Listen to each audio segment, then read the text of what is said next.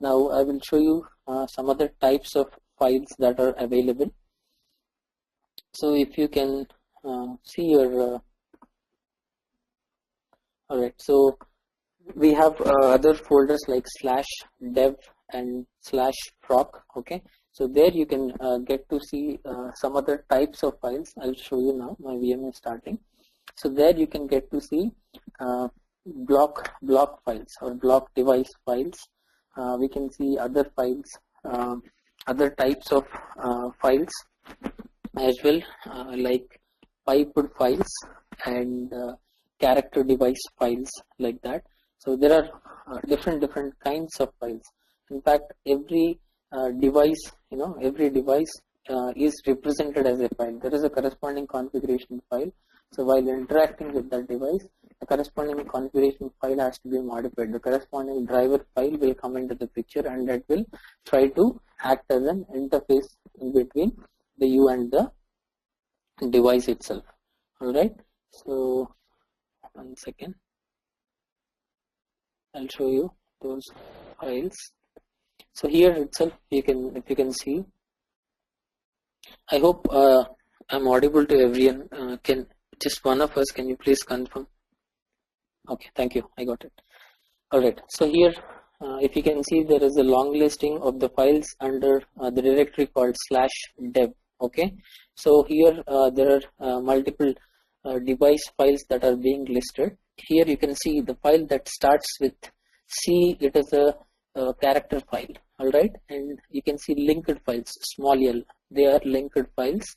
And then you can see B, that represents the block files. All right, so mostly all your disk related files are represented as block files. All right, and there is another kind of files called as piped files. All right, so these piped files, they act as an interface between two terminals.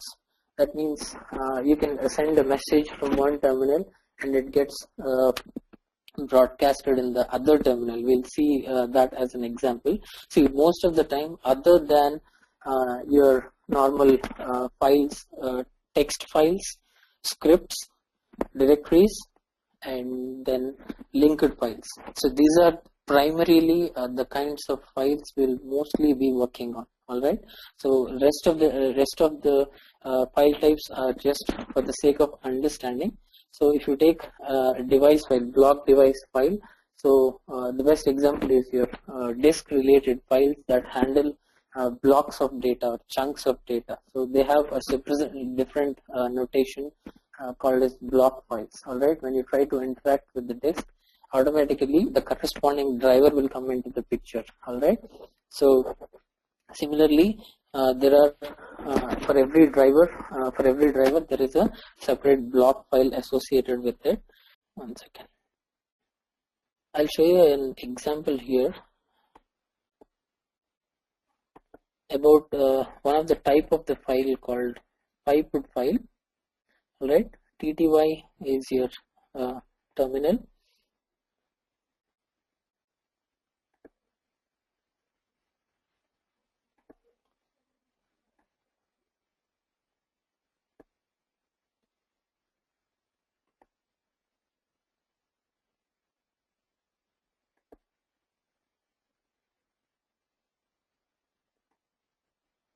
So just this is a very basic example of, I've created a piped file for you. Testing pipe.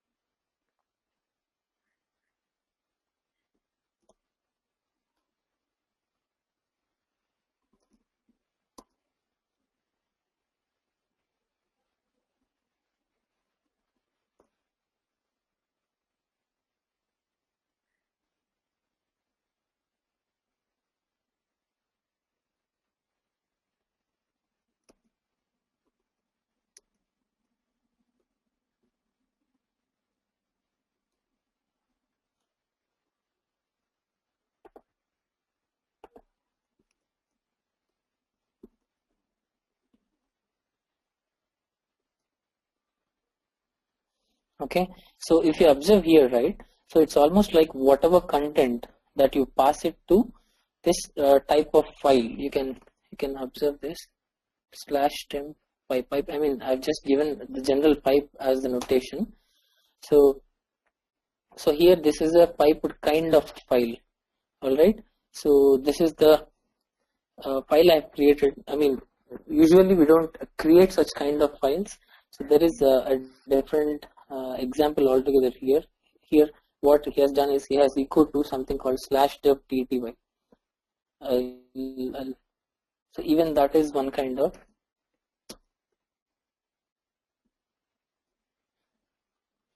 it's a character file.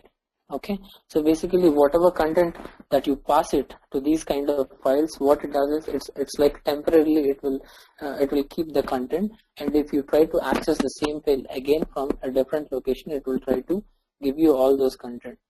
So these are like special kinds of files. All right, and you can see here how it works. Here from this terminal, when we pass a message to this character file, automatically the same message will be broadcasted in the other terminal when you try to access that. Okay, so these are like this is how they handle the data. They handle the chunks of data as well, which you can pass it considering, I mean, you can make this file as an interface and you can pass it from one TTY to another terminal as well. But mostly we won't be making use of these files, but just for your understanding, there are other types of files other than normal files. We have block files, we have character files, we have piped files and all. Okay,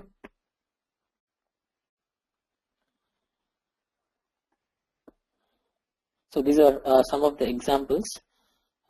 It's like block device files like slash dev HDA. In my system, if I do fdisk -L,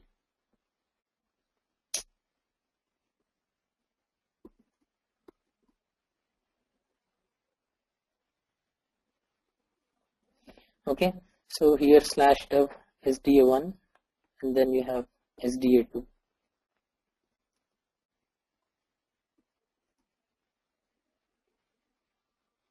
Okay, so these are block files. Like that we can see other files. So for every device that we create in our system, there will be a corresponding file that gets generated. Okay, so whenever we try to save something in the disk, there will be an interface through this particular file which will help in saving the data to the corresponding disk. Okay, here if you see, there is something called slash dev md0 and md1.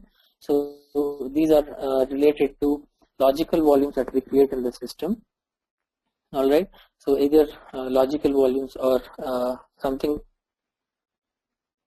Yeah, one second, Rajkumar, I'll just finish and then I'll unmute you. All right, so here if you see, there is a concept called LVM, logical volume manager. We'll see how to create logical volumes. So basically you can imagine it like a container. All right, so far you have seen that in Linux there are partitions, just like in Windows there is a C, D and all those drives. Even in Linux we have partitions. So this is the command, fdisk -L is the command using which you can see the partitions. Okay, so here slash dev SDA1 is one partition and slash dev SDA2 is considered as another partition, but if you observe here, it is called as Linux LVM. So it's a logical volume manager.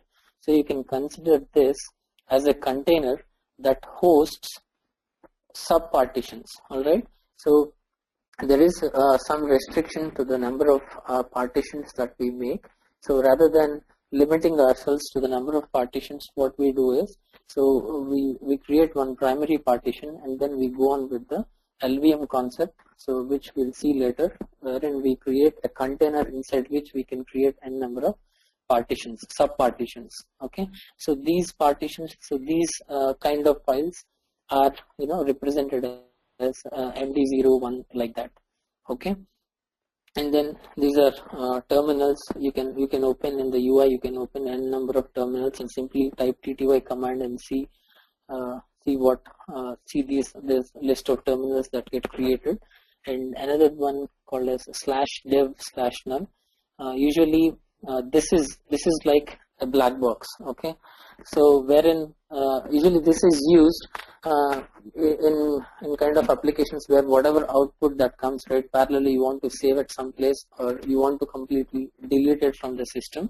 Redirecting that output to /dev/null, okay, will completely delete it completely from the system. It's like a black box. So what happens is when running some applications, the output, there are three kinds of messages that keep generated. So standard input, standard output, and standard error. These are three notations that are available. So we usually, whatever we give as an input, it is the stdin.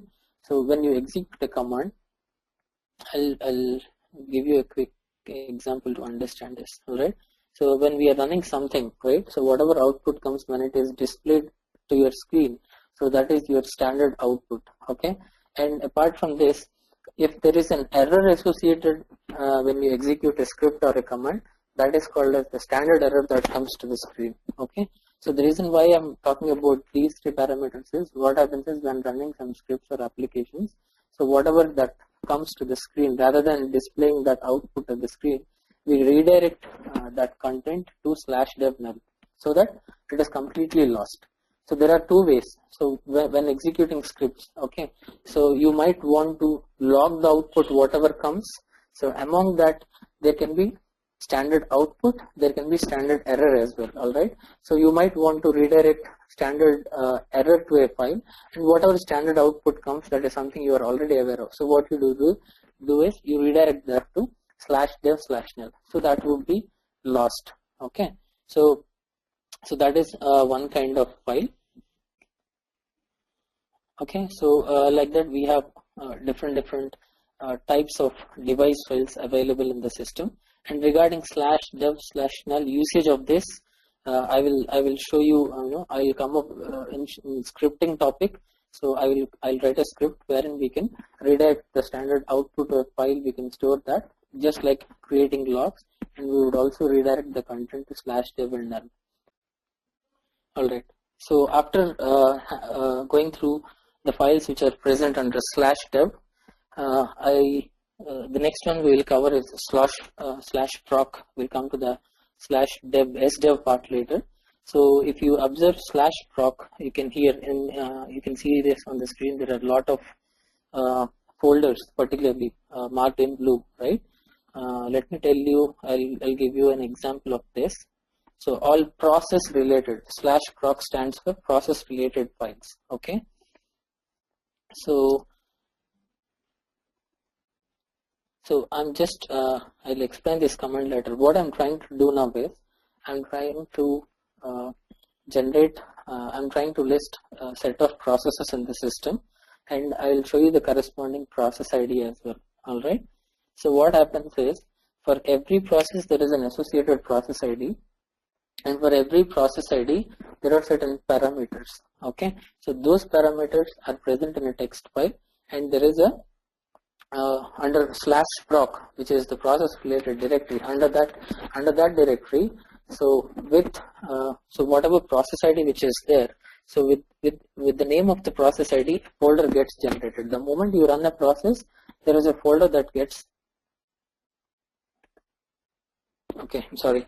Okay, so I'm talking about /proc. Okay, /proc. See all this? Yeah. So under /proc, I was talking about the folders which are present under /proc. /proc is for process related information. So if I ps-eaf, I'm just, this command used to list the processes. We'll use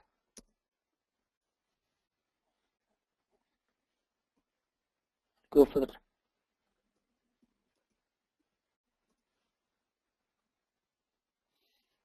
okay.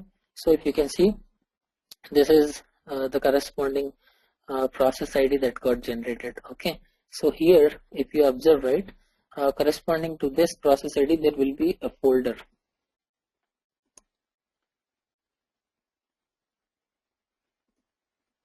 Okay. You can observe this, right? So whatever command that we have used, it runs as a process. So bash is running as a process. So there will be a corresponding folder that gets created under /proc, and in that all the parameters or whatever values that represent that particular process, they will be stored inside this particular folder. Okay, so this is what I wanted to show you with respect to /proc, all the process related information. So how does it get generated? Where does it get stored? So this is where it gets stored. The moment you start a process, automatically it gets generated here. Yeah. So among all these files, I just want to show you the output of this file /proc.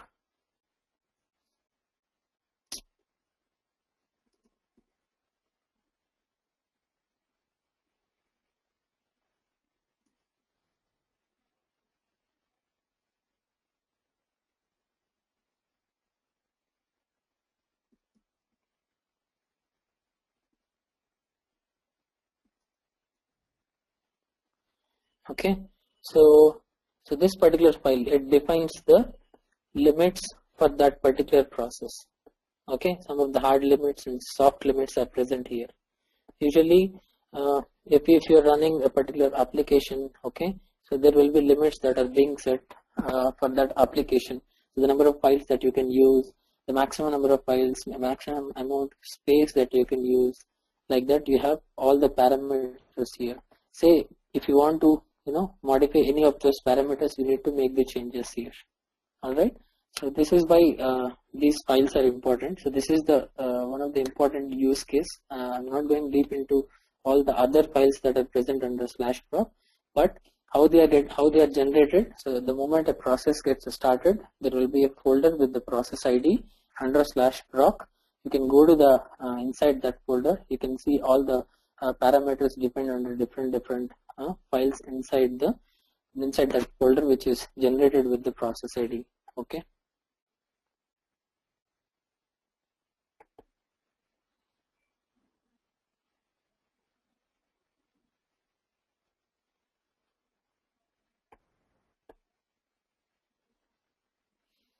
If you can see here in this example /proc/1, one is the ID, process ID for the init user, the grandparent of all the users in the system. So that is the example that has been taken here. Similarly, some of the other files which are present under /proc are meminfo. You can see CPU info, information about the memory, CPU and all. But usually we don't go and check these files for the information. There are some tools available, some commands available handy. So we use those commands, but for the information's sake, so we can also open the /proc meminfo, where we can get to see all the amount of space, total memory that has been allocated, the free space, buffers and all. So this /proc/version. So the one we have seen, we can also get this version using the command we have used before, that is uname space -a. It's the same output that uname gives. All right, and this is CPU info.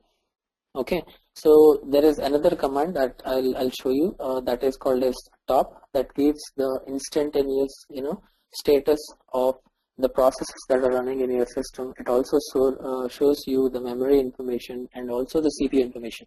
So basically this particular file, say you have a dual core or quad core CPU, right? So all the information about the CPU will be displayed here. The number of cores, if you want to quickly check the number of cores of your system, you can come and open this file and check the codes.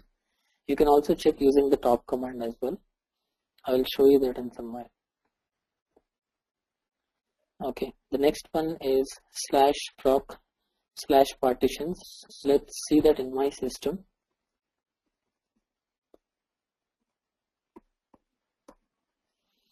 Okay, so if you see here, so these are the partitions: SDA1, SDA2, all right, and then you have DM0, DM1. Okay, So there is something called a major number and a minor number here. Okay, so this major number corresponds to the type of partition. So this is SDA partition, all right, and among SDA the order starts with 0, 1 and 2, all right.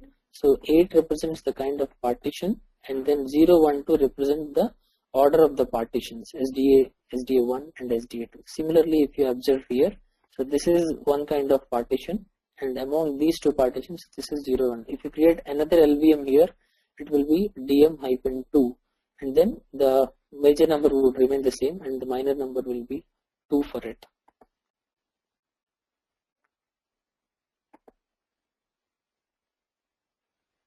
So here it's just the SDA. In my machine there is LVM as well, which I have installed before.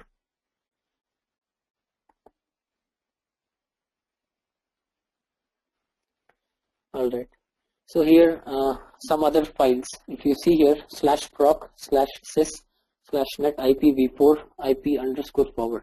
So under /proc you would also get to see files containing parameters which are directly related to kernel. Okay, so the settings, so the set of variables or the arguments which we can pass directly to the kernel and make changes during the runtime. All right, so these are the files which are present, the files which are present under the proc. So if we make changes to these files, specific changes in the sense, say for example IP_forward is the example here. So 0 is to enable, 1 is to disable. All right, so if we make changes here in these files, automatically they will get reflected during the runtime. So automatically the corresponding functionality would get enabled or disabled. All right, so that is the importance of these files. Like that, let's see other examples. Say we have hostname parameter here. So there is a configuration file called /etc sysctl.conf, wherein we can also make the changes which would be permanent. So there are always two different ways of making changes to your system, temporary as well as the permanent changes.